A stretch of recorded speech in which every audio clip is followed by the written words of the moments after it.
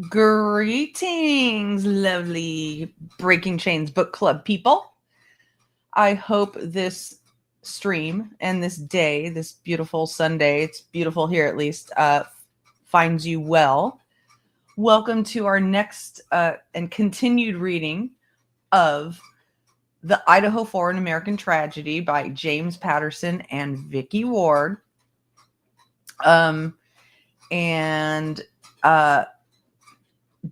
Just so you know, where we're at in the book is we're at chapter 40. So we're about a third of the way through the book, and so far it's a really good book. It's very informational, and I like the structure of it, where they start out talking about all of the victims and their lives and their college lives and their home lives and their personalities and their friendships. And you hear about all that type of stuff. And then they jump into Bryan's backstory. And hey, Solo, good to see you. We're going into Bryan Kohberger's backstory and getting all kinds of snippets of information about people's welcome here, William Brooklyn. Nice to see you. The backstory of different interactions that Bryan had with people, really shining light on his peculiarities, his issues, his personality, or lack thereof, in all honesty. So we're getting a lot of good info.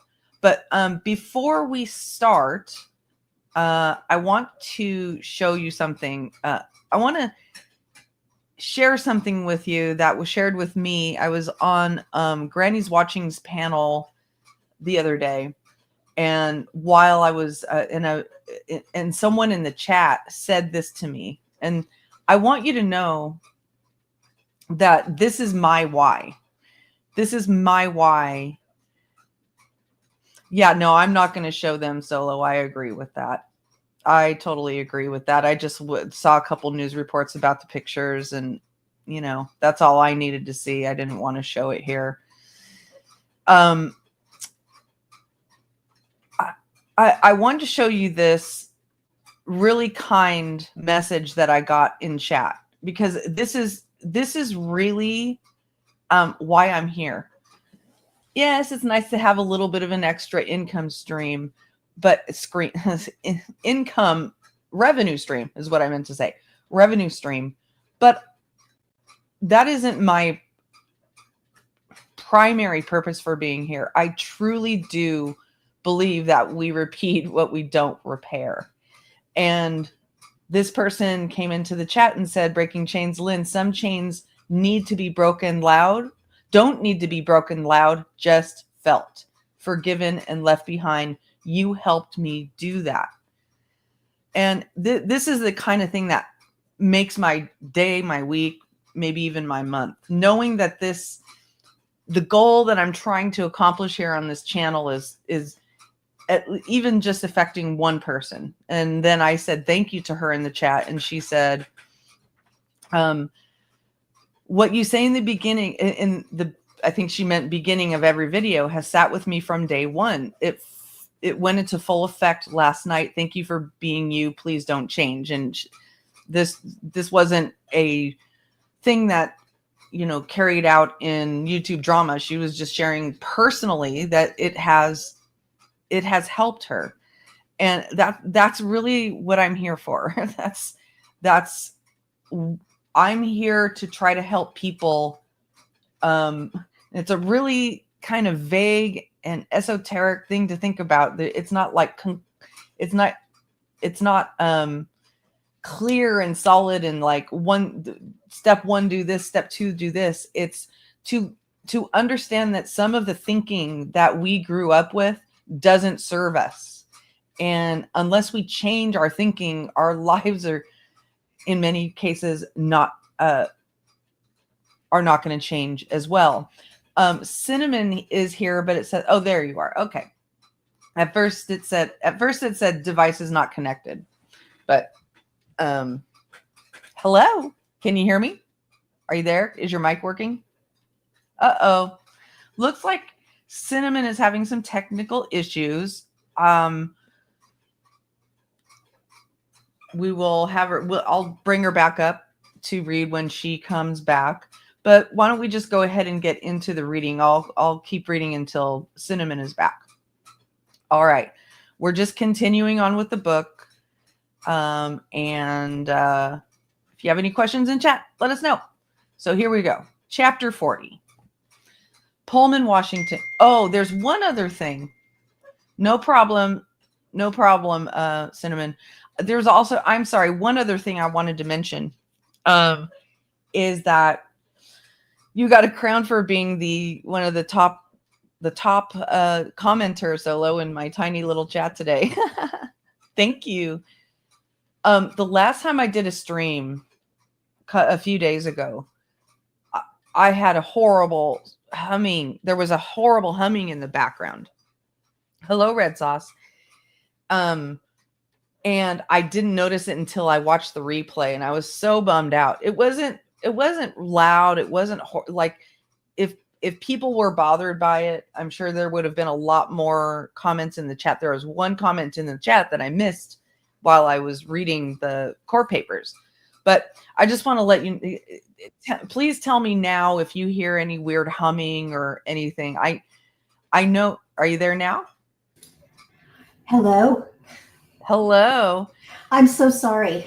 Oh, it's okay. No worries. I was just talking about the technical issue I had the last time I streamed. Is I mount my microphone on a light pole, but the light pole has to be turned off for it not to create a hum, and I forgot to do that the other day, and so you had a hum in the background. Yeah, I had like a hum in the background. Are you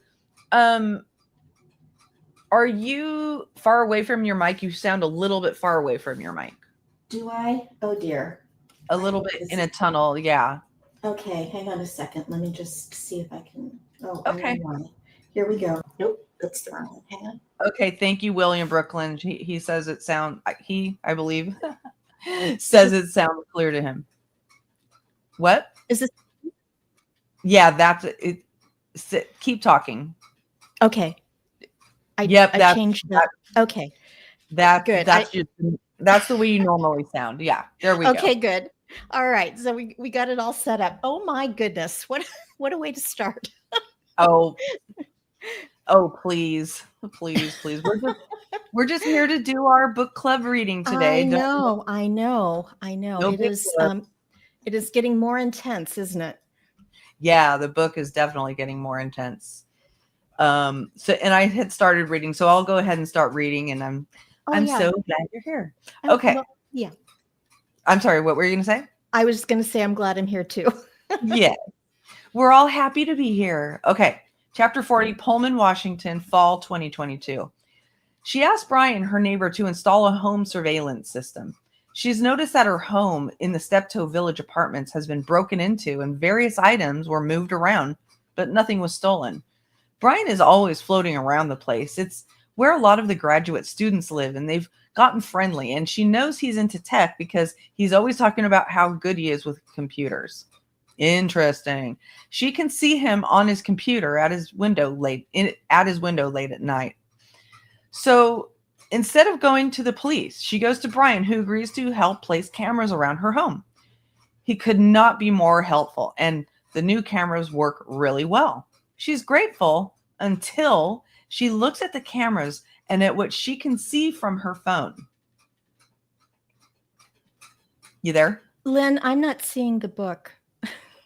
Oh my gosh, I see our faces, but I'm not. There we go.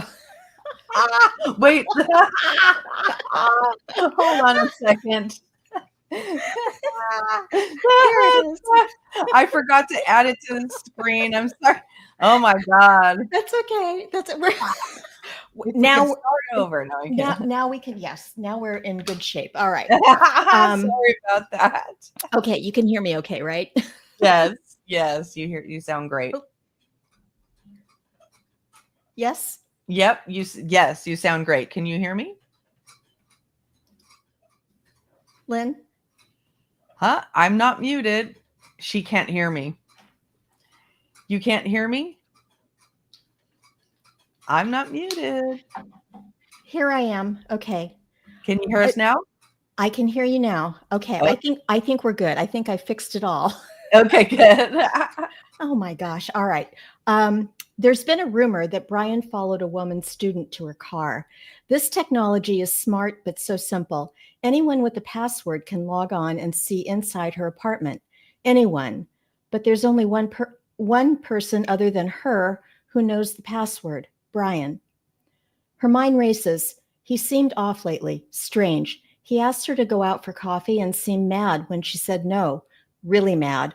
She changes her password. She has no idea that just 2 months after this, her brief encounters with Bryan will become a newspaper story that goes viral. She has no idea that she will need to shield her identity, hide from the media and the public. No idea that her experience will make her a potential witness in a murder trial. But Chief Jenkins will say that investigators believe there was likely a connection between Bryan's work on her security and what happened at 1122 King Road. She has no idea of who the weird guy with the bulging eyes really is or of what is about to happen. Chapter 41. Man, that's freaky as shit, man. Yeah. I fully believe now, and I was just trying to get updated on the case. And the prosecutor says that they do believe that Bryan went into 1122 King Road before. Like he was inside the house at some point before that. And after hearing about like him going into other people's homes, stealing stuff from other people's homes in Pennsylvania, I fully believe this was him going into her house, making her scared. And then, you know what I mean? Like that was his extremely creepy and manipulative way to get close to her. Absolutely. I was just looking at some of the updates myself, and one of the reports says that he had over 20 visits to the neighborhood after 10 p.m., right? Yep. And obviously is suspected to have familiarity with the house's layout, hinting at surveillance prior to the killings. Yeah, and I guess the prosecutor said that, and I believe this by just the looks of the house was a really odd setup. Like it was kind of a weird. Yeah. So he was, and they also believe that he may have been trying to befriend Murphy the dog. Oh, because they let him out. They were reporting the roommates were reporting that as of late, Murphy had been escaping into the woods. Right. And also that they were hearing things in the wood line late at night, right? Yeah. They believe it's possible. And I mean, he was definitely plotting this, right? I mean, he was trying to be this like top criminal mind, Right. Well, another thing I read was that the digital forensic experts revealed that Kohberger's preparation was like chillingly methodical. Right. Yeah, he didn't just like search cases. He downloaded like these full PDFs and case file documents on prior serial killers, obviously suggesting premeditation. Yep. I completely agree, Red Sauce. I think that's definitely a known way to get in with a dog. And let me tell you, Murphy is a golden doodle that looks exactly like my dog, my golden doodle. Like Steve, yes. And Steve is the most gentle, sweet, adorable, like tender creature on earth. And I have no reason to believe that Murphy wasn't the same. I mean, these dogs are just very sweet personalities, but with big barks. Mm-hmm. And so it wouldn't be that difficult to befriend a golden doodle, honestly, and, serve it snacks and, get to know your smell. So I wonder how many times he did that. If he did that, it really sounds like he did. I wouldn't put it past him. I would say he probably did because he's, he thought through everything. Especially if you're saying, and I saw part of those reports too, about how his forensic digital stuff was, he was, all of it was very, very, very methodical, and he was following footsteps, following like step by step. Right. No, that actually solo, no, they don't shed, and they're hypoallergenic. And so that's one of the reasons they're popular, is because they don't shed, and they are less likely to irritate your allergies.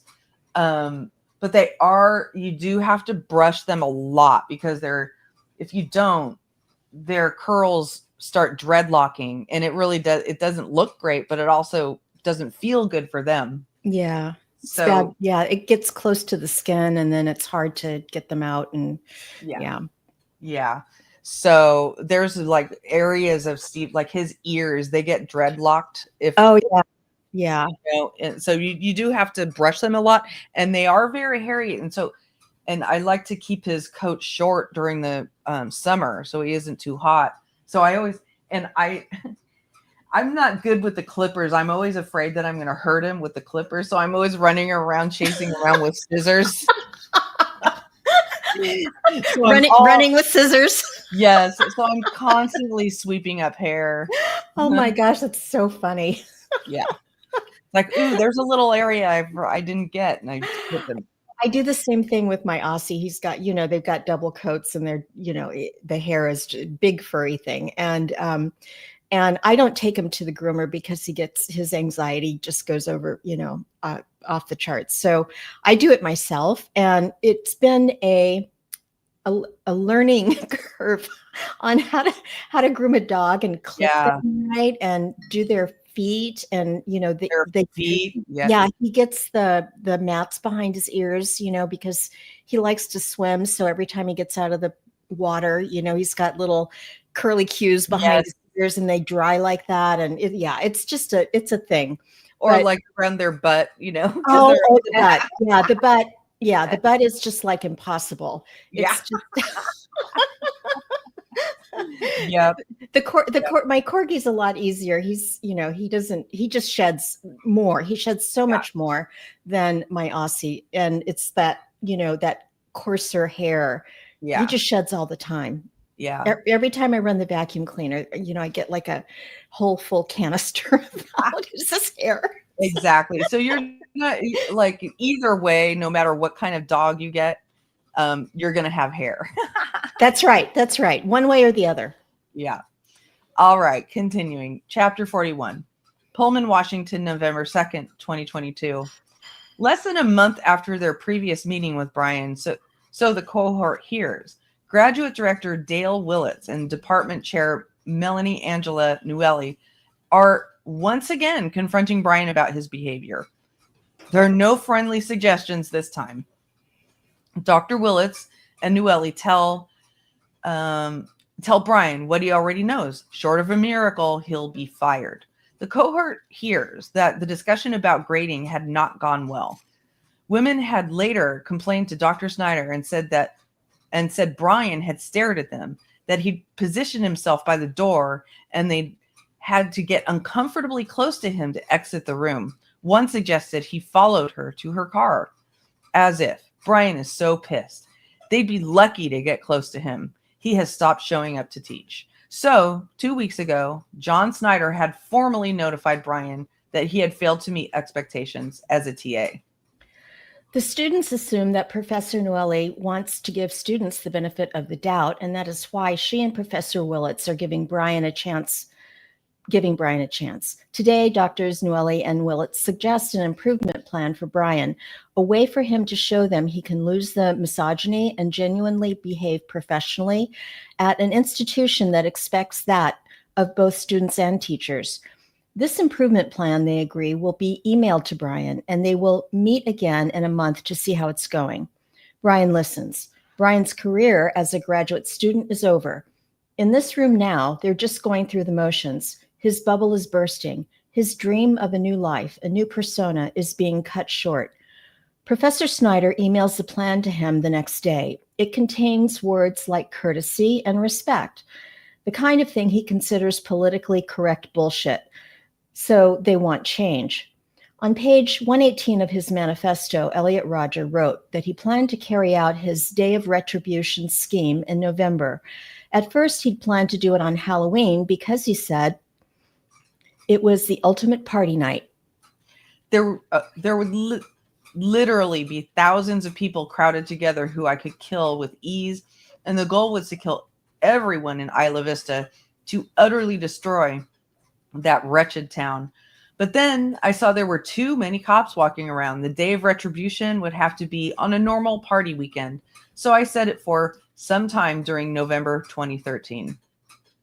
In the early hours of November 13, 2022, police allege Bryan leaves his home in Pullman at 2:47 a.m. His phone shows he's moving southeast of his Pullman home.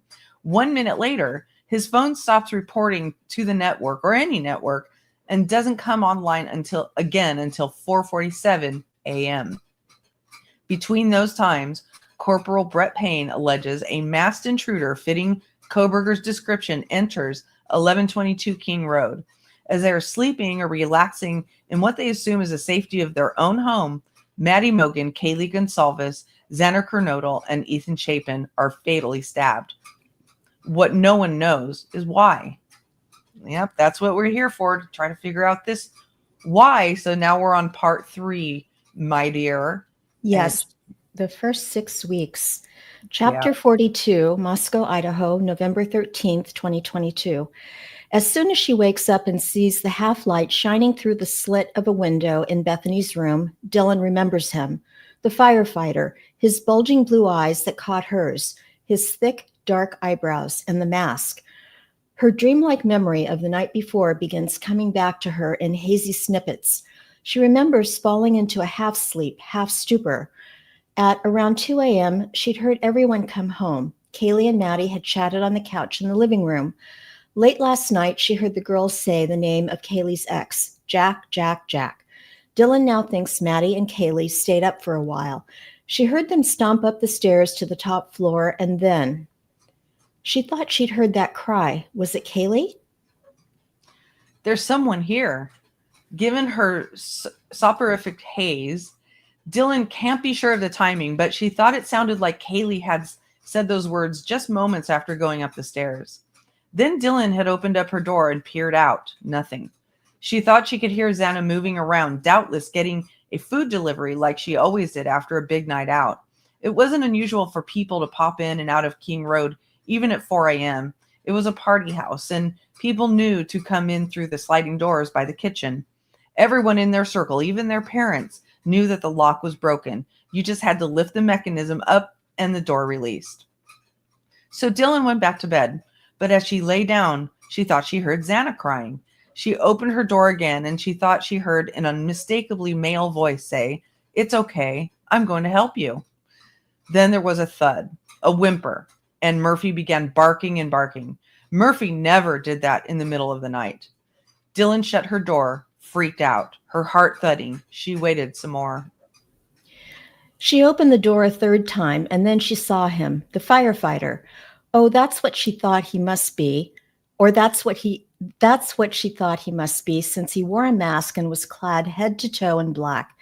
He had something in his hands, a vacuum maybe? Was there a fire? Where was the smoke? She was confused. He was walking toward the back sliding doors, their gazes locked for a split second. Dylan was momentarily frozen, but she quickly closed her door and locked it, heart pounding, waiting for further sounds. She remembered being scared and looking around her room for her taser. The battery was dead. She listened and listened at the door, but after that, there was just silence. Whoever he was, whatever he'd been doing, he was gone.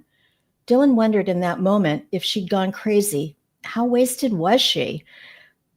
That was when she reached out to Bethany and the others, and eventually, after getting no reply for 10 minutes and seeing that her phone was dying, she gulped, opened her door again, and raced down to Bethany's room, where she'd locked the door and climbed into bed with her best friend.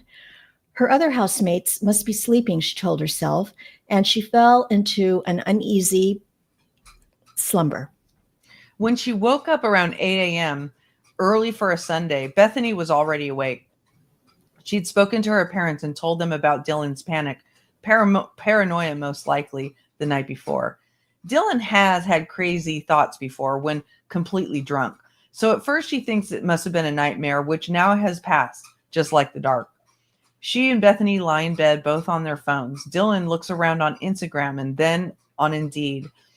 At 10:23 a.m., she texts Maddie to see if she's up. No biggie, she thinks, when there's no answer. But the clock ticks on, and as Dylan sends messages on Instagram and Snapchat, there's still no noise from upstairs. At 11:29 a.m., she texts Kaylee. Still nothing. Now the panic from last night sets in again. Dylan turns to Bethany. What if whatever Dylan saw was real? Bethany calls Jenna McClure, one of their besties. She says she'll come over.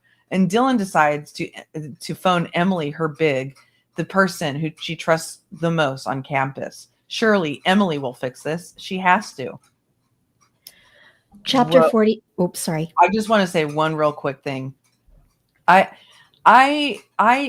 honestly feel like, and I'm not shaming her at all, this is just an observation based on what we know, that Dylan was on more than alcohol.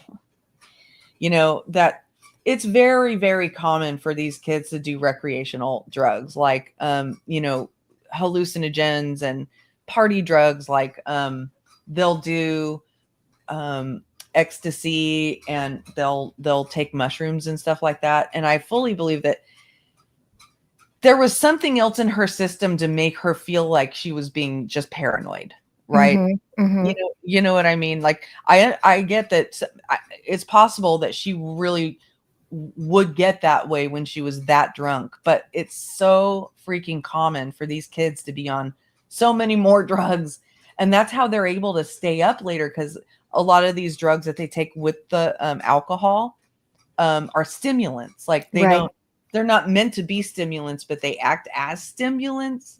Right. Oh, really, Solo? Well, okay. I didn't know that. Really? Wow.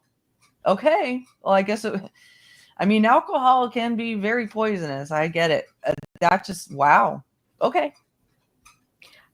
All right. Go ahead. Okay. All right. Chapter 43, Moscow, Idaho, November 13th, 2022. Emily Allant is at her apartment in the building next door having breakfast with Hunter Johnson, Josie, and Lyndon when she answers Dylan's call.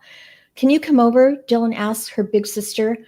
I don't really know if I was dreaming or not, but I think there was a man here and I'm really scared.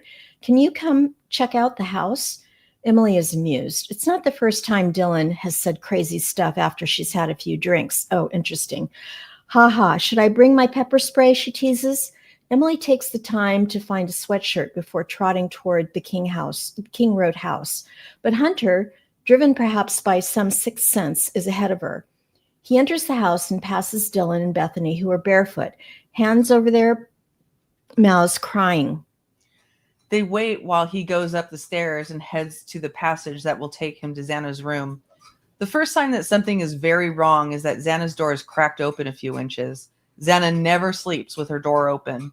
But Hunter soon sees that Xana isn't in bed asleep. She's lying on the floor as if she'd fallen backward into the room.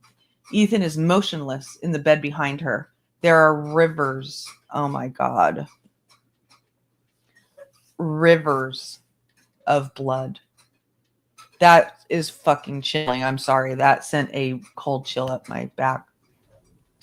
Adrenaline takes over, as does a strong protective instinct. He goes back down to Dylan and Bethany.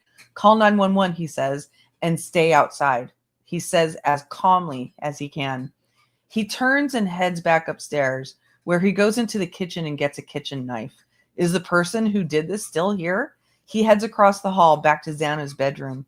When he's at her doorway, he hears someone coming up the stairs. He turns around and sees Emily coming toward him. He stops her, putting a hand on her shoulders and talking as softly as he can. You cannot go in there, he tells her. Emily doesn't understand. He tries again. Emily, I don't think Xana's going to wake up, he says firmly. Oh my God.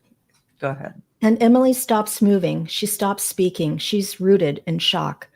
I'm going in to take their pulses, he says. Eventually she turns and heads back down the stairs. Hunter goes into Xana's bedroom. He takes Xana's pulse, knowing that he won't feel a beat. He doesn't. And then Hunter goes over to the bed to his best friend, Ethan, lying there, facing the wall peacefully but lifelessly. Again, there's no pulse. He now walks around the room, checking the closets. There's no one there.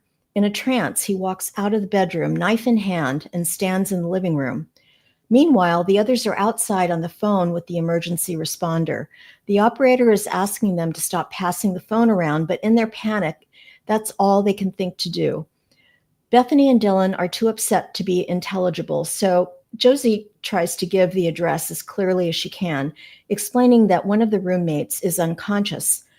One of the roommates is passed out, and she was drunk last night, and she's not waking up. Oh, and they saw a man in their house last night.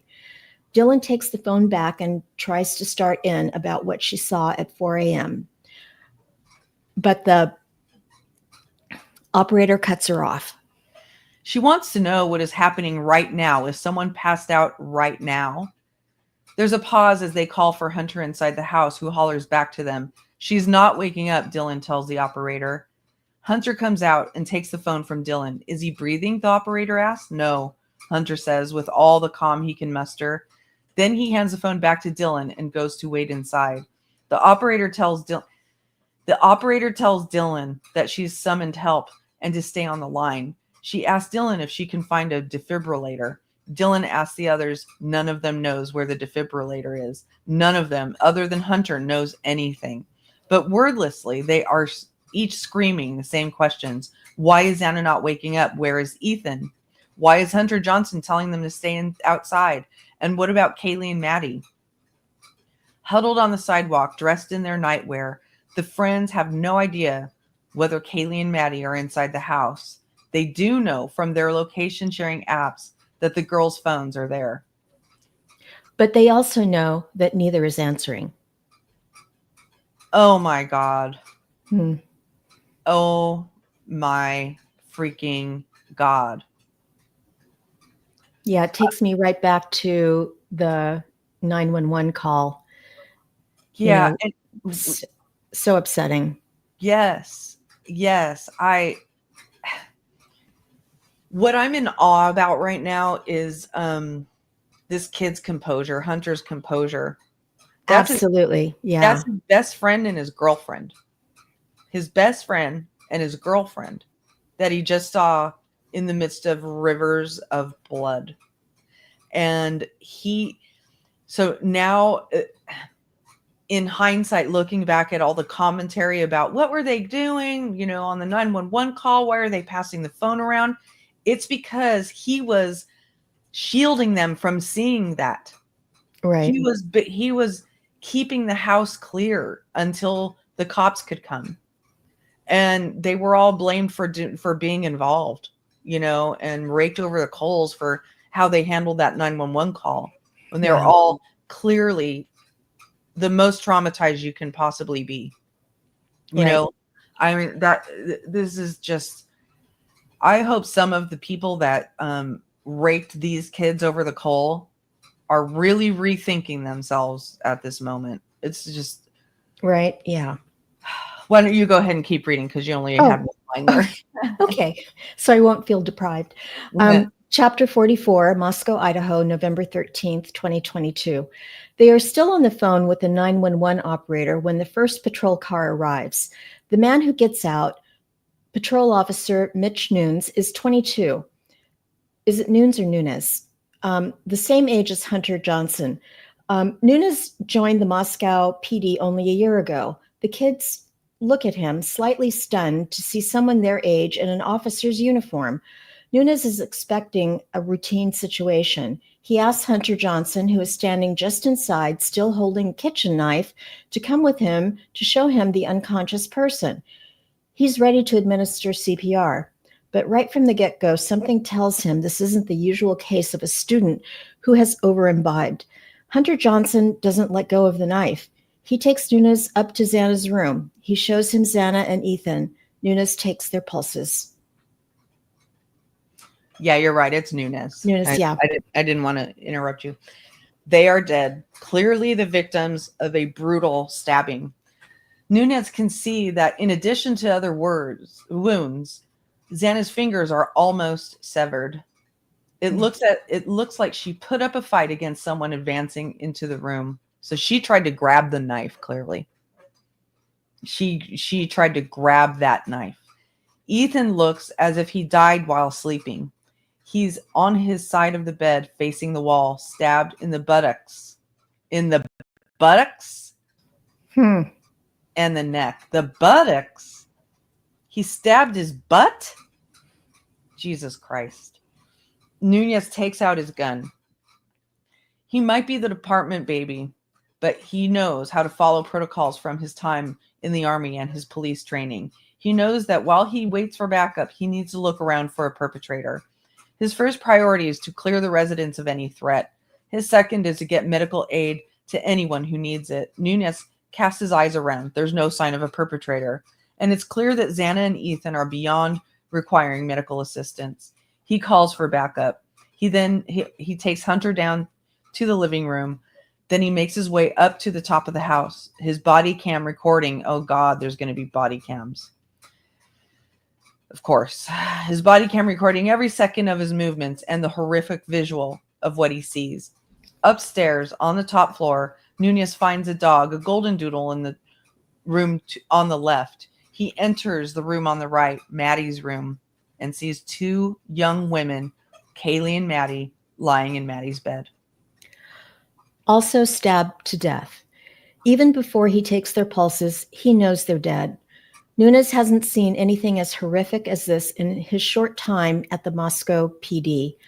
The last murder in town happened long before he joined the force. Two other patrol officers, Corbin Smith and Eric Warner, are on their way, but Nunez knows he needs to go up the chain of command fast. This is way serious.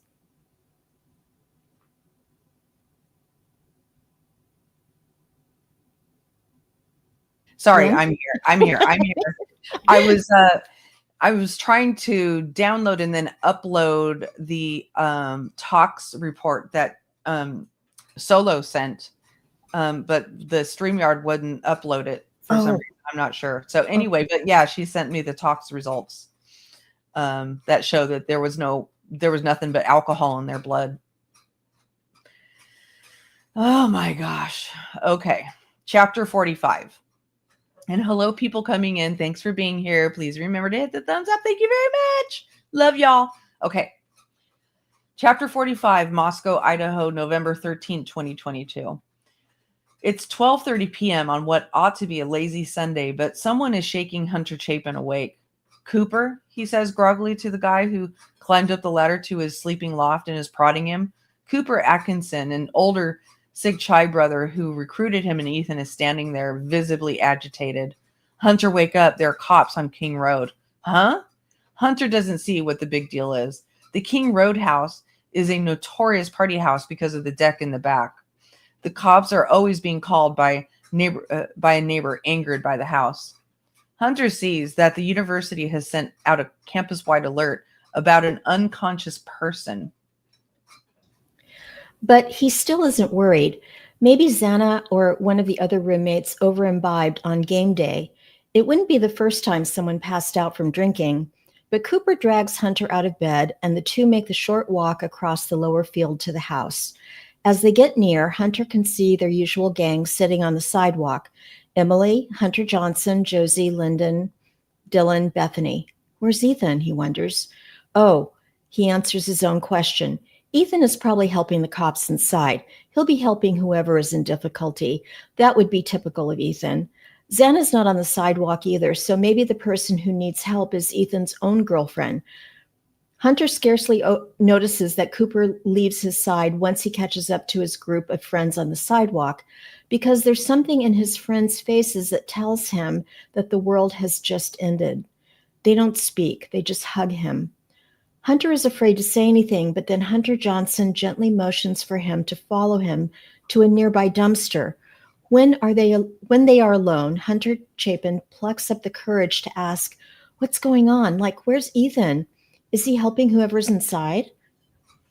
Hunter Johnson speaks softly. Ethan's not here anymore. Hunter Chapin doesn't comprehend the words. What do you mean? Ethan's not here anymore. Like, where'd he go? Your brother's dead. Dead? Hunter Chapin can't feel anything. How can this be happening? How on earth can Ethan, whom he saw in the early hours of the morning, be dead? Hunter Johnson continues, I don't know. We think Xana, Ethan, Kaylee, and Maddie were all murdered last night. Murdered? Ethan, Xana, Kaylee, and Maddie? Hunter Chapin is so dizzy, he has to sit down. Ordinarily, he'd tell the other Hunter he's out of his mind to stop with such a cruel joke. But ordinarily, there isn't yellow police tape around the house and a swarm of cops moving in and out, not speaking to the little circle of sobbing kids. For maybe 15 minutes, Hunter Chapin is mute. They all are. No one knows what to say. He can't process this. He can't deal. He has spent almost every minute of his entire life with his triplet brother. Ethan has been his leader, his role model. His brother has entered every room, every game, every contest, one step ahead of him, but also with his hands stretched out toward him. Ethan is Hunter's entire world. Now he's gone, murdered. He has no idea what to do, what to say to his sister, his mom, his dad. He doesn't want to speak to the cops, and it seems they don't want to speak to the kids. The police avert their gaze as they go in and out of the house. Eventually, Hunter speaks. For the first time in his life, he has to dig deep and find Ethan's spirit within him. I'm losing it. I am losing it right here, you guys. Yeah, it's heavy. Oh my God. Because that's, I just picture my kids, they grew up, they spent every moment of every day with each other too. And the way he described his brother that way so lovingly, or they described his brother so lovingly, oh my God, that's just, and I'm sitting here with a well of hate building up in my blood for the people who raped these kids over the coals. Yeah. They're all innocent, and some of these creators are still trying to make Jack Showalter the guilty person, the guy who was at the truck. Right. It fucking kills me, man, for these fucking greedy, cruel, disgusting people. Okay, let's keep going. I'll try to hold it together, y'all. I cry very easily. I cried easier than most people, so please bear with me. It's okay. Chapter 46. Moscow, Idaho, November 13th, 2022. I need a phone, Hunter Chapin says. Mine isn't working. Hunter Johnson hands him his. He calls his sister. No answer. It will emerge that Maisie is showering, and when she comes out and sees a missed call from Hunter Johnson, she doesn't assume that it's anything urgent. Why should she? But then he calls again. Weird. She answers, "What do you want, Hunter?" But it isn't the Hunter she was expecting. It's her brother, and he sounds strange. Maisie, you need to come to Xana's. Maisie thinks this is also weird. Why? You just need to come. Maisie is kind of pissed. I don't have a car. Find one. Maisie wakes up Reagan, one of her roommates, and asks her to drive her to Xana's. But they can only get as far as the bottom of the hilly slope on which 1122 King Road sits. The whole block is cordoned off. Police are everywhere. Maisie gets out and walks toward her brother Hunter and the usual friend group. They are all crying. Her brother appears to be on the phone. Maisie thinks her stomach might fall out of her. What the hell happened? Someone, anyone. Silence. Maisie is filled with rage with good reason. Why are they all just shaking their heads and not speaking? Someone tell me. Jesus Christ, she yells. Her brother hangs up the phone and approaches her. Ethan and Xana didn't wake up. Maisie snorts. What do you mean they didn't wake up? Did someone drug them, poison them? It doesn't make sense. Maisie still doesn't think it sounds that bad, but her friends' reactions nag at her. Bethany is crying so loudly that it feels like her life depends on it. Dylan is positively screaming and shouting something like, I can't believe someone would do this. Maisie has never much liked Dylan. She's histrionic, in Maisie's view, and Maisie is irritated by it. Shut the fuck up, Maisie says to Dylan. It's really annoying. Why do they all want to hug her?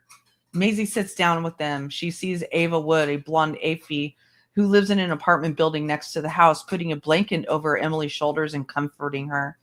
Jack DeCour, who Maisie knows that is Kaylee's ex-boyfriend, is also with them. He seems confused, dazed. When he says he's Kaylee's ex, the cops seem to want to talk to him. They stick him in the cop car, but only for a few minutes. Maisie hasn't thought about Kaylee and Maddie, Xana's roommates. She doesn't know them, really. She's focused on Ethan and Xana. What's happened to them? The group just sits there, watching the cops, waiting, hoping for an answer that is better than the one they fear. Suddenly, it's 1:04 p.m. All their phones ping. It's another campus-wide alert, much worse than the first. Moscow PD investigating a homicide on King Road near campus. Suspect is not known at this time. Stay away from the area and shelter in place. Oh my God. The group collectively bursts into fresh tears. Maisie is struggling to grasp the reality of the words on the screen, but Emily loses it. The young cop has come out of the house and she lets him have it. How dare you send out a vandal alert before we know where our friends are, she screams at him. The officer replies with a stony calm that he does not feel as he delivers the grim, official, life-changing news. All 4 of your friends are inside the house, and they're all dead. Oh my God. Whew. I would be pissed too. Oh, if I yeah. saw that alert before the cops came out to tell them. Yeah. That fucking, oh my gosh. I mean, maybe they had their investigative reasons, but I kind of doubt it. There was a lot of incompetence, you know? Yeah. Yeah. All right. Let's keep going. Chapter 47, Mount Vernon, Washington, November 13, 2022. Stacy Chapin is filling her cart with produce in the produce aisle at Hagen when she sees her friend Barb. It's a lazy Sunday. Her husband Jim is on his way back to the tiny condo in nearby LeConner that they bought after they sold their big house in Mount Vernon. He's been at his workshop at a sawmill outside of Coeur d'Alene, a mammoth 6-hour-plus drive away. Jim left at 8 a.m., so Stacy has plenty of time for a catch-up. She puts her basket down to exchange news with Barb. When her phone rings and she sees it's Maisie calling, she figures it's no big deal. She'll call her back when she's finished talking. Although, as she thinks about it, it is unusual for Maisie to call. Normally, she texts her mother and they arrange a time to talk.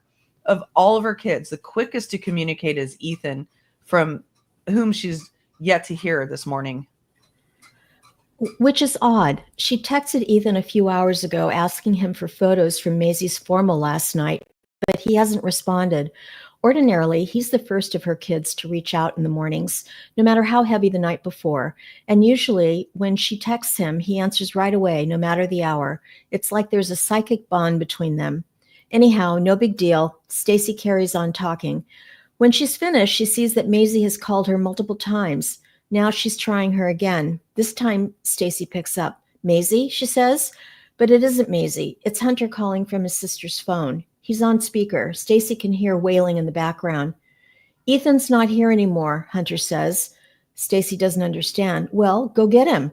Hunter tries again. No, you don't understand. He and Xana aren't here. Stacy is growing impatient, like, Maisie, she doesn't suffer fools. So get in the car and go find them. What is that, crying? Hunter says, Mom, you don't understand. They're not on this earth anymore. Stacy doesn't believe what her son is telling her. She abandons her cart in the aisle, walks out of the store, and calls Jim from her car. He's just dropping into Skagit Valley. He's almost home. I think something's happened to Ethan and he's been killed, she says. Jim doesn't understand, so he can't process. But he knows one thing, and so does his wife. Whatever's happened, they have to get to Hunter and Maisie right now. They have to get to their kids. Ugh. I can't even imagine. I can't imagine. Unimaginable. I mean, they all had just regular, normal, everyday lives, you know, just doing their thing. I'm at the grocery store. I'm sleeping in, you know what I mean? Yeah. And they have to be woken up to this horrifying stuff. Okay. Chapter 48, LeConner, Washington, November 13th, 2022. Stacy and Jim Chapin meet at their condo in La Conner, Washington, and get into Jim's black Chevy Tahoe. They have a 6-hour drive ahead of them, and the Sunday afternoon traffic sucks. Hunter and Maisie call and tell them they're being asked to go to the police station and that they'll be handing over their phones to the cops, which means that for most of that drive, Stacy and Jim cannot reach their kids. Stacy feels as if she'll burst. Why aren't they hearing anything from the police, from the university, from anyone? She phones the emergency cell number for the university that parents of incoming students are given. She chews out the person who answers, asking why no one from the school is communicating with her about her son. The voice on the other end says, that's because there's a protocol with emergencies, and the police are the ones in charge of situations like this. In perhaps the only time in the aftermath of her son's death, Stacy momentarily loses her cool. That's not good enough, she yells. She has no idea to whom she's talking. In that moment, she's not interested, but being Stacy Chapin, soon she wants to find him and apologize. For now, she just wants the snarled traffic to move. All she wants is to get Hunter and Maisie and tell them that no matter what has happened to Ethan, they're still a family and they're going to be fine. Stacy, the mother hen, is going to make sure of this. She was going to be there for Maisie and Hunter. She was going to be there for Ethan, whatever has happened. She was going to be there for Jim. She doesn't have a clue. I'm getting chills. I'm sorry. She doesn't have a clue as to how they are going to get through this, but she's going to do her damnedest to protect her brood, family first. All of the plans she and Jim had of traveling, retiring, those belonging to the past, they are quite gone. Hunter and Maisie need to hear one message from her. Whatever happened to Ethan, they are alive. They are going to be fine. She will make sure of it. It's what Ethan would want.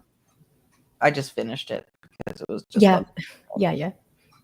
Oh my God. I've seen a lot of interviews with Stacy, the mom. Mm-hmm. And I really respect and admire her. I think she carries herself very well. And she's very likable, but also strong woman. And they're very much reflecting that in this book. Yeah, I've been in tears too, Red Sauce, just trying to hold it together to be able to read coherently. Yeah, this is tough. It's really tough. Okay, go ahead. Okay, chapter 49, Clarkson, Idaho, November 13th, 2022. What a beautiful Sunday.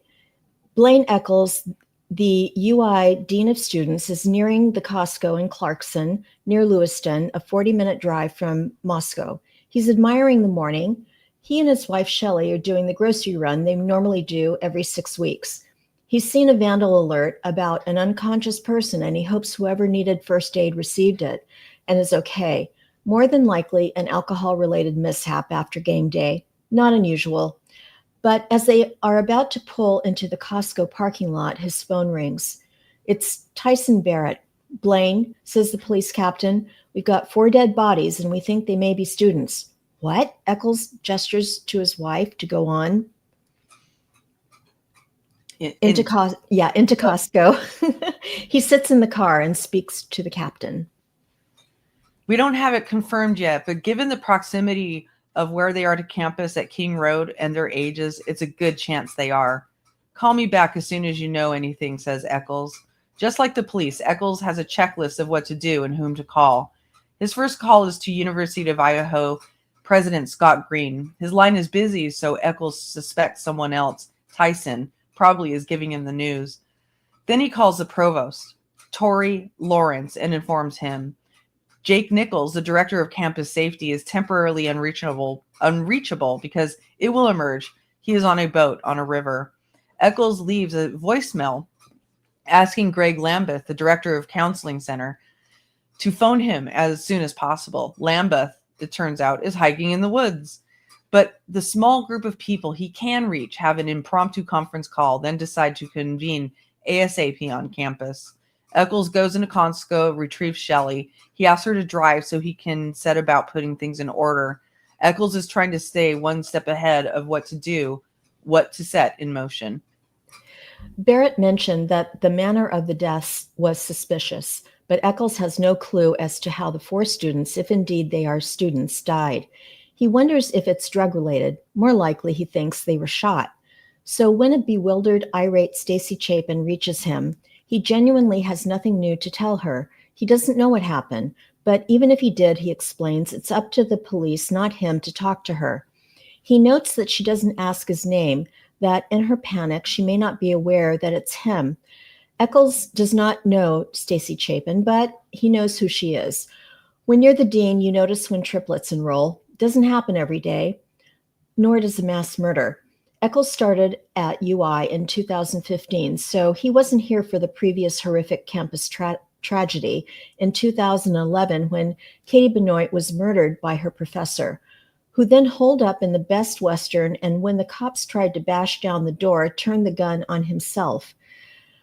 Now, as the administrators huddle in a conference room, they have a whole host of questions to think about, like security and how to beef that up, whether to cancel classes, and if so, for how long. For Eccles, the priority is student care. He needs to find out where the kids lived, whether they were members of a Greek house, so he can reach out. Tyson Barrett continues phoning him intermittently, and Eccles tells the captain that he will cooperate as best he can with any investigation. But what no one in that room of university leaders considers is something that will become a problem for Chief Fry and his officers. By deciding to cancel classes, they are effectively sending home thousands of possible witnesses, key people the police need to speak to.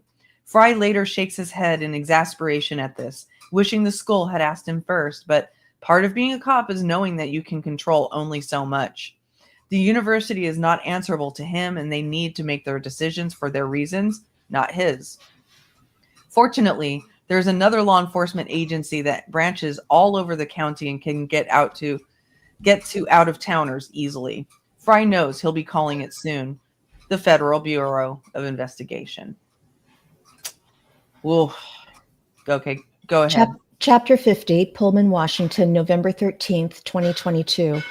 It's lunchtime, and Evan Ellis, the news director of Pullman Radio, has just finished up in the studio. He's prepping for his Monday morning show when local photographer Jeff Crimmins calls him. You listening to the scanner, Crimmins? Is at his in-laws' house, and they keep their scanner set to the police frequency. Stopped when I left the studio, Ellis replies. Why? You're not going to believe this. We've got 4 bodies over in Moscow. 1122 King. I'm listening to it right now. The cops just walked in. The volunteers, fire, and EMT are saying there's blood everywhere. Meet you there, says Ellis. With decades of experience between them, there's no need to have a conversation about the seriousness of the situation. Ellis and Crimmins get to the King Road residence within 15 minutes. A patrol car is barricading the entrance to the block, and tape is around the perimeter. Ellis can see a group of 4 or 5 kids sitting on the sidewalk in a circle, all sobbing uncontrollably. He's never heard wailing like this. There's a terror and tragedy in those cries. Ellis has been to and reported from every major crime scene in the area over the past 20 years. In 2007, he even arrived at an active shooting in Moscow. Outside the sheriff's office, Lee Newbill, a police officer, was killed, and 2 others, including Sheriff's Deputy Sergeant Bryan Jordan, were injured. As a journalist, Ellis practices old-style reporting. He has values that, in the coming days and weeks, prove vanishingly rare. Indeed. He believes that off the record means off the record, and that sources are to be protected. He also believes that some people have a right to privacy, to not have cameras shoved in their faces, and these kids in this moment should not be interviewed. Standing ovation to this guy, Ellis. He deliberately turns his phone away from them and even tries to block the noise of the bawling as he begins live streaming from the scene on Facebook. All right, I'm going to go fast here. We've got a sketchy signal where I'm at. Homicide investigation in Moscow. He tells his listeners where he is. Go ahead. Moscow police on scene. University of Idaho has issued a vandal alert saying that the Moscow PD has a homicide investigation here at one of these apartments. Suspect is not known at this time. University of Idaho alert states that people need to stay away from this area and shelter in place. That is the alert from the University of Idaho, is to shelter in place. That's what the Vandal alert said. With this homicide investigation here near campus, suspect not known at this time. This is Evan Ellis. He stops streaming when he sees a cop come out of 1122 King Road. He recognizes the officer, Captain Tyson Barrett. Unlike the kids, Barrett is not off limits, so Ellis approaches. Barrett lets him because he knows that Ellis knows the Moscow cops. They trust him. He's never betrayed their confidence, and when they've told him stuff, that is for background only. It's stayed that way. So Barrett is happy to answer Ellis honestly when the journalist asks, "Is there a shooter at large?" Barrett shakes his head. "No threat to the public," the captain says. "We're going to put that out there." But Ellis is skeptical. Sure, he doesn't see anyone walking around looking like they want to attack anyone, but still. "Really, Tyson? Are you sure?" Barrett says he is. Ellis points at the house. "So is everybody in there?" His question is implicit. Is the murderer in there dead too? But at that, Barrett shuts down. "I'm not going to say anything else." After years of dealing with these guys, Ellis knows better than to push, but questions race through his mind. Are we talking murder? Are we talking guns? What are we talking about? Holy hell, he thinks as he walks away. He calls Chief Fry. "Chief, Tyson's going with the no threat to public. Are you sure? The university is saying shelter in place." Fry is quick to answer. "We're going with no threat. That's what we've got right now." There's a pause. "Hey, Evan," Fry says, speaking to his friend as much as to a journalist. "Tamp this down." Jesus Christ. Fry doesn't want chaos on the campus. That isn't helpful to anyone. The police are going to need calm and order so they can get to witnesses and protect and proceed with their investigation. Fry knows that people are just as safe now as they were 24 hours before the murders. Common sense, not just his years of training and experience, tells him that when someone comes for you in your bed with a knife in the middle of the night, it's personal. Whoever did this is not likely to strike again randomly. What Fry can't explain right now is why 4 victims were knifed and why 2 other roommates were not.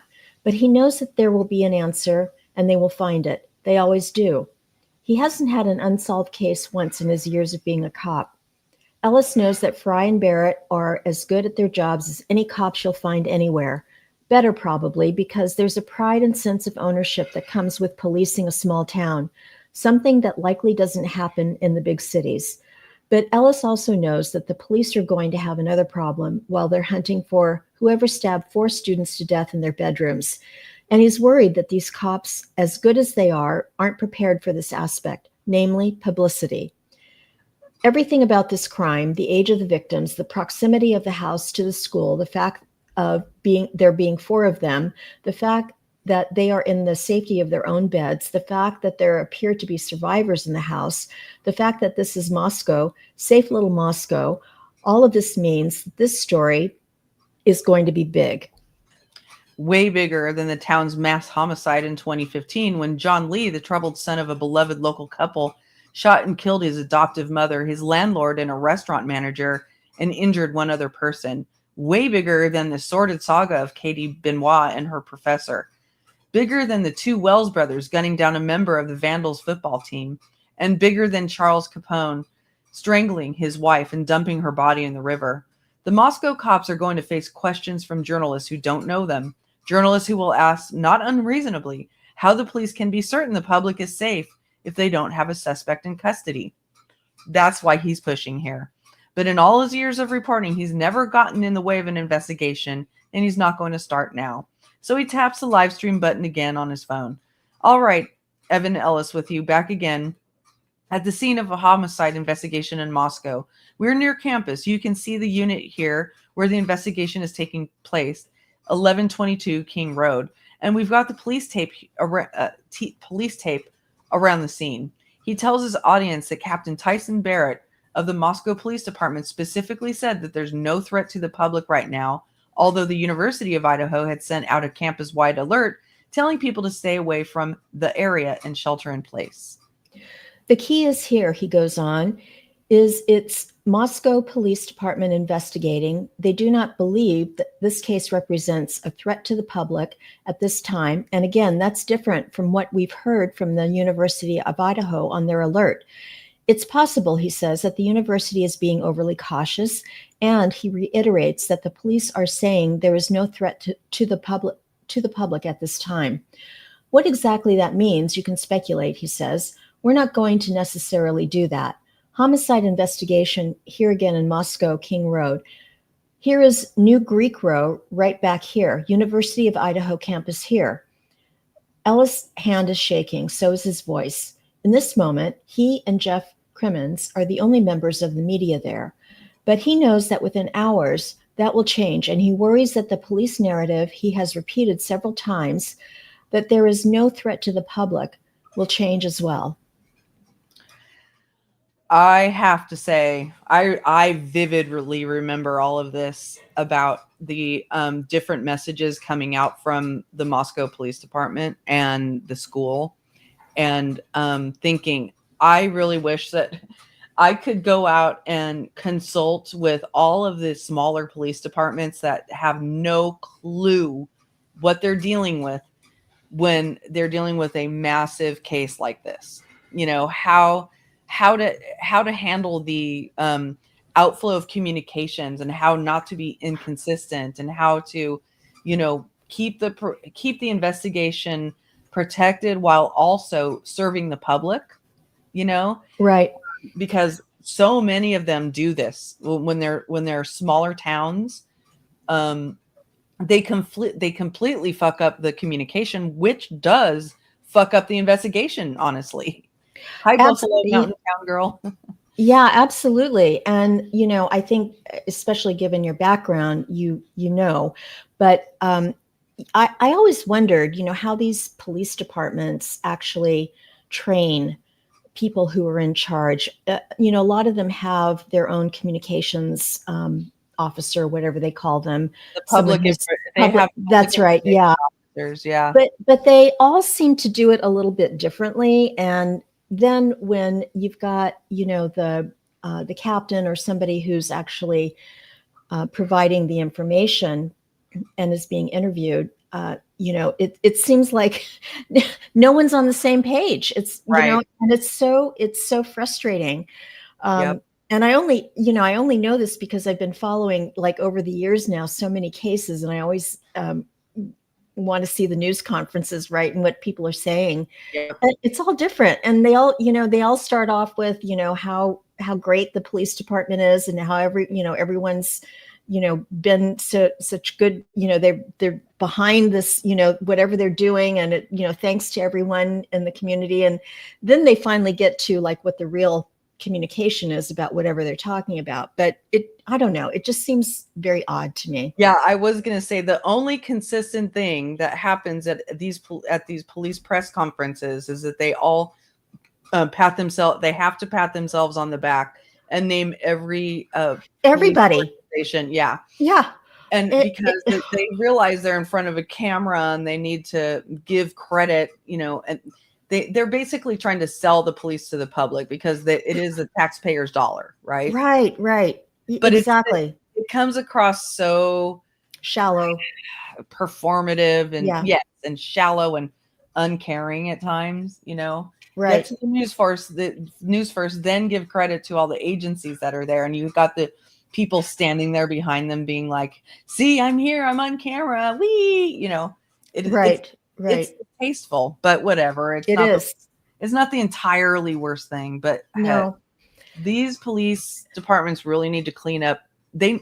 We are now in the age where all news is international, national, and not as much local anymore. It's going to go all over the place, and so you have to be able to, exactly, Red Sauce, the self backpatting. They have to figure out how to manage, you know, the internal and external, you know, communication with the victims, communication with the press, communication with social media. Are they going to engage any social media, and all of that stuff? And it doesn't feel like the public information officer should coordinate all of that, but I highly doubt that most public information officers have PR training. They are officers who become the public information officer. That's You know? exactly what I was wondering, because they Yeah. don't seem to have training, Yeah. most of them. Yeah. It's very strange to me. Yeah. All right. Well, let's just keep on reading for a bit Okay. more here. Is it me? No, I think it's me, or is Okay. it? No, it is you. It is Is you. it I'm okay? sorry. You're Okay. right. You're Chapter like, 50. no, I'm leaving. It's my turn. It's Chapter my 50. It's my turn. Chapter 51, Moscow, Idaho, November 13th, 2022. Jeff Kernodle is headed on the long journey back to his home in Arizona after family weekend. He's feeling justifiably elated. It hasn't been a straightforward path, parenting his two daughters, Jasmine and Xana. Their mom, Kara, has been in and out of jail for years. When Jasmine and Xana were little, Jeff got full custody. It was not easy being a single dad, juggling children and a job, and more recently, a move from Post Falls, Idaho to Arizona. But he and his daughters are as tight as can be, and his daughters are tight with each other. He smiles when he thinks about the fact that they are just 15 miles apart, Jasmine at WSU, Xana at UI. Two beautiful young women full of life, laughter, hope, and love for each other. Jasmine is a rising senior studying business, marketing, and digital technology. Xana has mentioned wanting a career in digital marketing or maybe sales, but she's always been the more carefree of the two. The one who laughingly has always said she has no plans for the future. But Jeff noticed this past weekend that she's changing. She wanted him to meet her boyfriend's parents, Jim and Stacy. Nice people. She's never had a serious boyfriend before, and Jeff can tell she's nuts about Ethan. So nuts, she's thinking about a future with him. Why, though? Didn't she call? Did she not phone earlier? He thought they might have a brunch today, but he didn't hear from her, so he hit the road. His phone rings. It's Jasmine. She's crying. Dad, you need to turn around. His heart drops. Meet me at Xana's house, is all she says. When he gets there, it's cordoned off and swarming with police officers. Jeff tells them he's Xana's dad, and an officer asks if he and Jasmine can please follow him to the station. When they get there, they are ushered into a room where an officer gently tells them there have been 4 victims of a homicide and that Xana is one. Jeff is speechless. What can you say to such a thing? There aren't words, just tears and agony. Jesus. Chapter 52, Rathdrum, Idaho, November 13, 2022. It's lunchtime and Steve Gonsalves is exactly where he likes to be on football Sundays, in his living room in front of the TV, watching the Seahawks game, surrounded by his noisy family. He returned to Rathdrum, Idaho, because he wanted to make life easier for his wife, Christy. The cost of living was cheaper. The state was safer than California. He wanted her to quit her job as an accountant at Chevron and be a full-time mom if she wanted to. She didn't, because that's Christy for you. Independent, strong, a great role model. She decided to become a teacher. Steve's a proud girl dad. 4 of his 5 kids are daughters, but they all love football. Their cousin Bryce is hoping to get recruited by a college team. An extra bonus today is that his eldest daughter, Olivia, will soon be home for Thanksgiving. She lives in LA, where her husband, Robbie Stevenson, works in post-production on the series Ted Lasso. But that morning there was a scare. Steve just discovered that he has Ramsay Hunt syndrome, an inflammation of the facial nerve caused by the chickenpox virus. Olivia is 22 weeks pregnant with her 3rd child, and Steve is worried about possibly being contagious. So he and Christy are on and off the phone to Olivia, figuring out if it's safe for her to visit. So when they call Olivia yet again, she doesn't sound surprised to hear from them. But then Christy says, I think something's happened to Kaylee. They were not expecting Kaylee back from Moscow until Tuesday. She had gone to show Maddie her new Range Rover and hang out with her friends. But Kaylee's younger sisters, Autumn and Aubrey, have been getting strange calls from Kaylee's friends about police being at King Road. Something weird is happening there, an unconscious person. Then there's a vandal alert about a homicide. They try Kaylee, it goes to voicemail. They try Maddie, it rings, but no answer. They try Jack, no answer. But they start to see photographs of the King house coming online. It's surrounded by police tape. The Gonsalveses are flummoxed. Where are The police. Why hasn't anyone said anything to them? Olivia phones Maddie's mom, Karen Laramie, to ask if she's heard anything. Karen says she's already on her way to Moscow. She too has received alarming messages, but nothing from the police. She promises she's going to bring both girls home. But Karen doesn't get to the King Road house. The police reach her when she's almost to Moscow and tell her to go to the police station. The Gonsalveses, meanwhile, are sitting, waiting, hoping, praying that Kaylee and Maddie are okay. It's another few hours, between 4 and 5 p.m., before the police show up on their doorstep to deliver the shocking news that Kaylee is dead, and so are Maddie and 2 others. When Steve and Christy ask how and why, the officers have no answer. Oh my God, how traumatizing. After they leave, Steve heads upstairs to the bedroom he shares with Christy. He shuts the door and weeps. Tears of shame as well as grief. He's the family protector. He moved here to Idaho to keep his family safe, and he couldn't protect Kaylee and Maddie. When Christy tells her the news, Olivia goes numb, and then she takes control of the things she can. She tells Robbie they need to get into the car with their 2 kids and drive through the night, 20 hours, to get to Rathdrum and her parents. She doesn't want to fly because she doesn't want to be trapped with strangers in an airport. She wants to work while Robbie drives. She wants to talk to whoever Kaylee talked to in her last hours alive. In the passenger seat, she goes into detective mode. Kaylee is on her mother's cell phone plan, and Olivia knows how to pull up her sister's phone log online to see who Kaylee called and who called Kaylee. She phones the people her sister spoke to, and she follows every lead she can find. By the time she and Robbie pull up in Rathdrum, late afternoon the next day, Olivia already knows a few things. Kaylee was at the corner club just after 1 in the morning. Kaylee called a rideshare driver from the grub truck at 1:50 a.m., and she got into the car with a friend. Olivia knows this because she reached the rideshare driver via text message. She knows that the friend was Maddie because she was told by the driver that the grub truck had a camera on the roof and was live streaming, so she pulled up the video on Twitch and saw Maddie and Kaylee waiting in line. She knows the 2 arrived home safely at 1:57 a.m. because she tracked down a neighbor's Ring camera footage. And she knows that Kaylee's last call that night was to Jack. Olivia tells her parents she's certain that Kaylee's murderer wasn't someone known to her. Olivia never met Xana and Ethan, but from Kaylee, she knew enough about them, their life, and their friends. She is certain that no one in their group would have done this. She tells her father that she feels in her gut that whoever did this was a stranger. The mystery is why. Why?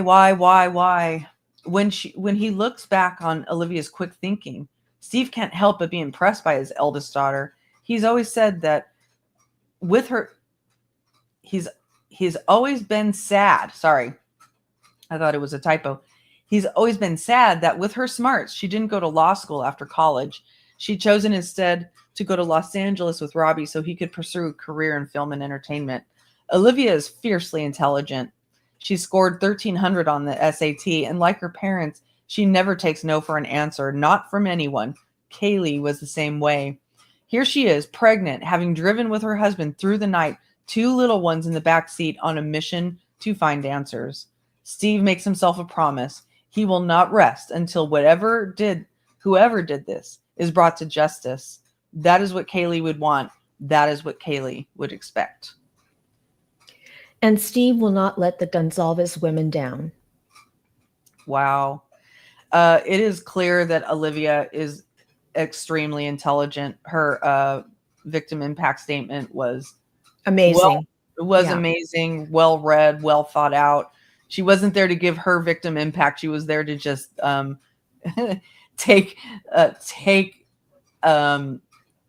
basically read filth to Bryan Kohberger, and we were here for it, right? Yeah. Read him for filth. Go ahead and keep reading because that was just one line. Okay. Chapter 53, Moscow, Idaho, November 13th, 2022. This is the worst crime scene yet. Latah County Prosecutor Bill Thompson pulls up close to the King Road house and makes his way toward the police tape. He braces himself, knowing what lies within its perimeter. He's never had to deal with a crime this violent and of this magnitude, and Thompson has led the county prosecutorial office for 3 decades. The previous week was his 30-year anniversary. Some anniversary gift. 4 students stabbed to death in their beds. He ducks under the police tape and tells the officer outside he's going to do a tour of the interior of the house. The officers are deferential, making way for him, trying to be helpful. They revere Thompson. He might look like Santa Claus with his long white beard and spectacles, but appearances can be deceptive. To the cops, Thompson is the epitome of the adage iron fist, velvet glove. At this point, he's a legend. If in 30 years of being Latah County's lead prosecutor, an elected position, Thompson has lost a case, no one can remember it. He has no intention of letting this one blot his record. Whoever did this will pay for it. Thompson makes his way up to the main level where he sees Xana and Ethan, and then to the upper level where he sees Maddie and Kaylee. He also sees the knife sheath beside the bed that Corporal Payne and the others had noticed earlier. That's going to be a critical piece of evidence if there's DNA on it. Whoever did this made a mistake.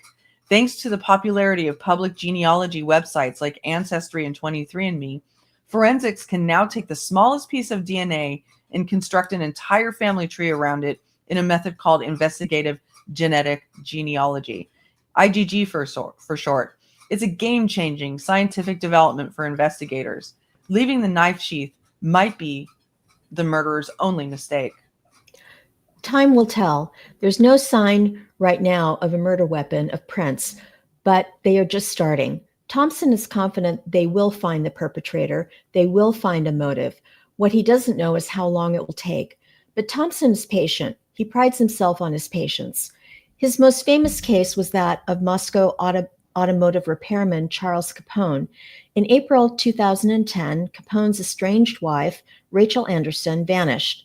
Her body was never found, but Thompson was nonetheless able to convict Capone of her murder because he waited and waited for 2 years until an accomplice who'd helped Capone strangle his wife and throw her body wrapped in a tarpaulin into the Snake River started talking.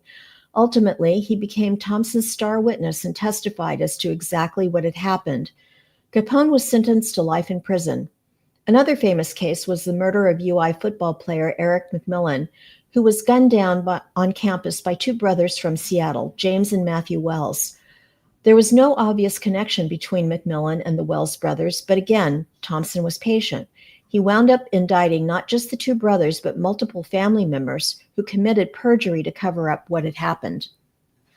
So no one has worked closely with Bill Thompson. No one who has worked closely with Bill Thompson, and that includes all 36 members of the Moscow PD, considers him soft. True, he votes Democrat, which makes him unusual in a Republican state. Oh, that's an interesting little tidbit. True, he has advocated for the community to create more resources to treat mental illness, saying that this would prevent crime. He'd pushed publicly for this in 2007 after a local janitor, Jason Hamilton, who was known to be mentally unstable, went out drinking, then shot his wife Crystal in the head and went on a shooting spree at the sheriff's office, killing a total of 4 people, including beloved Moscow police officer Lee Newbill, and wounding another deputy, Brandon Jordan, before turning the gun on himself. And true, he didn't press for trial in the case of John Lee, a schizophrenic kid who was known to many, many people in Moscow. In 2015, Lee shot his adoptive mother, Terry Grabelski, I believe it is, a popular nurse practitioner, his landlord, and 2 more people at the local Arby's. He then sped off to Pullman, where cops had made the arrest. Everyone in Moscow knew and loved Terry. Everyone had watched John Lee grow up. They'd witnessed his mental struggle. So yes, Thompson had accepted a plea agreement whereby Lee was sentenced to life in prison without the possibility of parole. You could argue that that was soft, or you could argue that it was pragmatic. No one believed John Lee was in his right mind when he went on his killing spree. But this case, 4 bodies in a student house, stab wounds, rivers of blood, murders committed in the middle of the night in a densely populated area, with 2 survivors who, for whatever reason, waited 8 hours to call 911. Thompson knows that the chief will likely agree that the attack was targeted. The 2 meet every morning at 8. They know each other's thought patterns inside out. It may take weeks to go through all the stuff on these kids' phones to find the link they need, but they will find it. There's always a clue. He and Fry know that from experience. Back in 2009, a local man, Silas Parks, claimed his pregnant wife, Sarah, had died in a tragic house fire. In fact, he strangled her first, then set the fire himself. James Fry had been the lead investigator on that case, Bill Thompson the prosecutor, and in the end, it was the autopsy of the mother and fetus that gave Silas away. Sarah did not have any smoke in her lungs. And the fetus had petechial hemorrhage in her eyes, an indication of trauma. Thompson had told Sarah's family to hang tough and let justice unfold, as it surely would. Now he watches as the state police forensics team arrives with a trailer full of equipment. When they've gathered all the evidence they need, fingernails, skin scrapings, everything and anything, the police will call the county coroner Kathy Mabut. I said it the way you said it. Mabut. I feel sorry for that lady's name, and she also got totally ripped to shreds on social media too. Anyway, she's probably already been told to cancel her dinner plans. Thompson considers if he might go down to the police station where the roommates and immediate circle of friends are being questioned. He needs to learn what happened in the hours before and after the murders. The timeline is essential. He also wants to ensure that whatever he learns is kept secret. Leaks can kill investigations. They can literally obstruct justice. He never talks publicly about a case until the very end, until sentencing, and even then, he's brief. Beyond the evidence truck, a crowd is gathering with microphones and cameras. This one is going to attract more press attention than usual. Oh well, they can gather, but they are all going to have to wait. It's business as usual. I think this is a good place to stop. But I gotta say, I feel bad.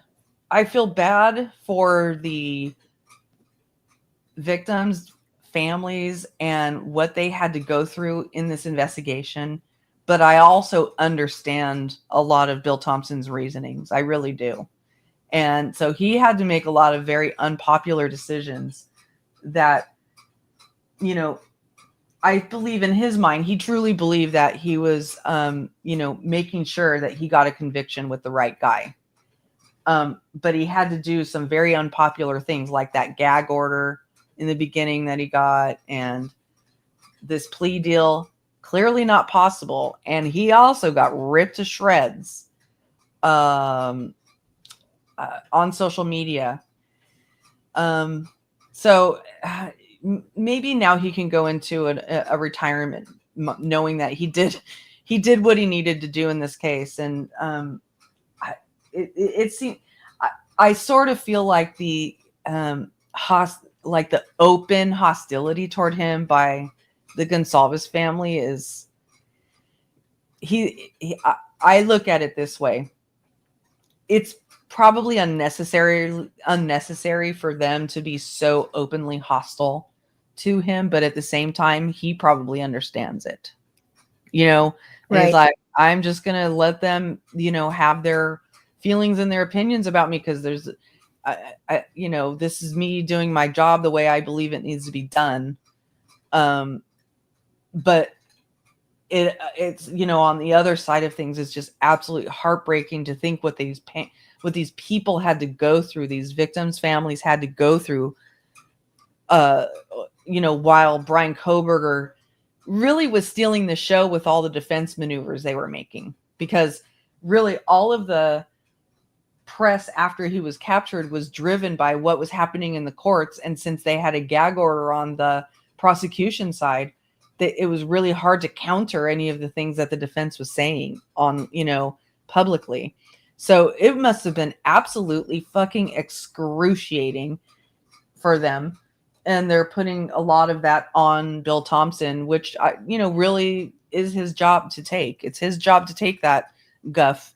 But man, I also feel bad for him, Yeah. He doesn't seem like a bad guy. He Right. doesn't feel like he deserved like such directed and open hostility. That's really how I felt about it. But hey, I'm also not going to devalue the need for the families to be able to speak their minds after being gagged for 2 years, you know? So that's how I feel about that. But this is a good book. It is a very good book, and it's so emotional that Yeah.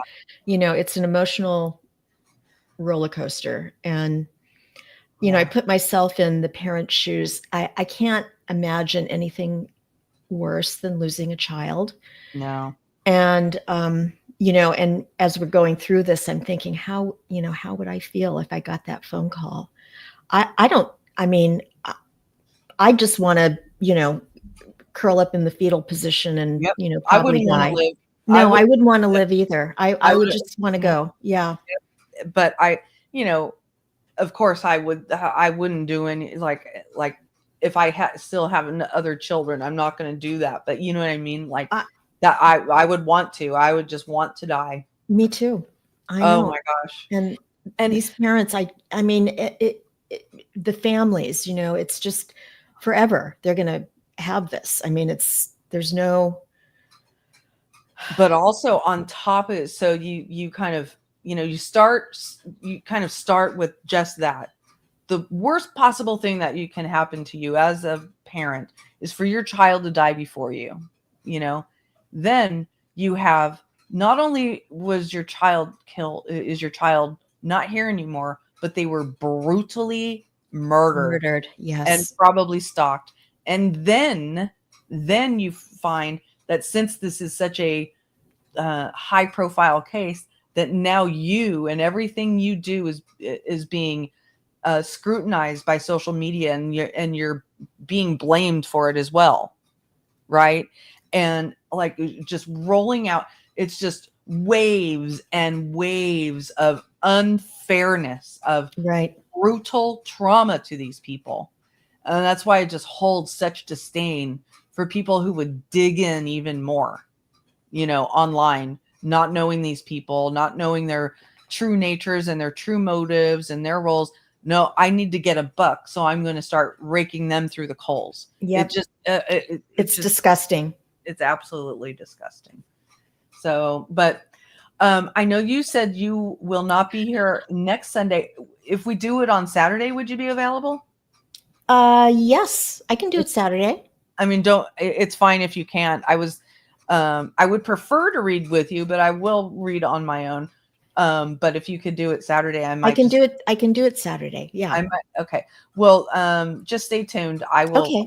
I'll let you know if I plan to go on Saturday, so you have a heads up. But I am in the middle of packing to move. So the move. Yeah. The move is coming. The move is coming. The move is coming. Okay. So I've actually, let me just show you something. Oh no, I didn't upload it. I've been going through all kinds of old, all my old keepsakes, and I came across all my work stuff. I started digitizing my work keepsakes, and I have these great pictures from when I did a Star Wars, when I did a tour with Chewbacca. Oh my gosh. How cool is that, right? And they aren't cool. Of me, they're of Chewbacca with Seth Green, but I didn't upload it. But it was really, I had this idea that, Seth Green, I don't know if you know who he is, but he was much more well known, at that time.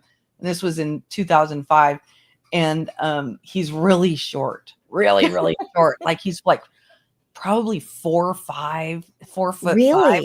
Wow. He's a tiny guy. So and he's also really big Star Wars fan. And we were promoting the release of a Star Wars box set. So I had this idea that let's get Chewbacca and Seth Green together at the Coffee Bean, just hanging out. It was really fun. It was also a debacle because this bus that we had, that we rented, just kept getting lost, and he had to sit there at that Coffee Bean waiting for us for like 2 hours.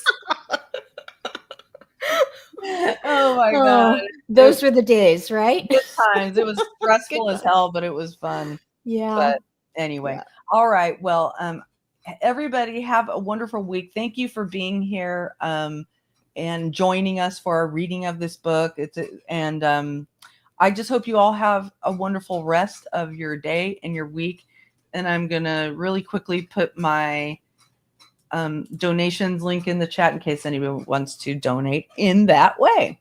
All right. See you all later. Thank you, Lynn. Bye, everyone. Bye.